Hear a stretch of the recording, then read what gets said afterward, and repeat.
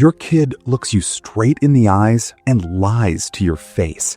And the worst part, you know they're lying. They know you know, but they still do it. So what's actually going on inside that little brain of theirs? Today, I'm going to show you exactly why kids lie.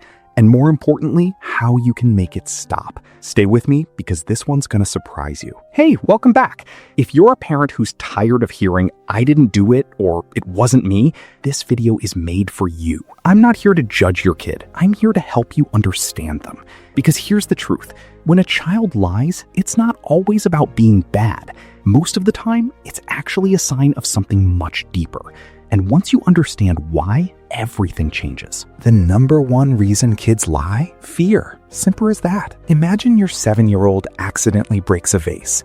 Their little brain isn't thinking, let me be honest. It's thinking, how do I avoid getting in trouble? So they lie. Not because they're a bad kid, but because they're scared. If your child feels like the truth always leads to yelling or punishment, they'll choose the lie every single time. They're not manipulating you, they're protecting themselves. Here's another big one. Kids desperately want you to be proud of them. So when they haven't done their homework, they'll say they did. When they didn't win the game, they'll say they almost did. They're not trying to trick you, they're trying to impress you. A child who lies to look good is actually a child who cares deeply about what you think. That's not a bad thing. That's something you can work with. Okay, so how do you stop it? First, create a safe space for truth. Tell your child, you will never get in more trouble for being honest with me, and mean it.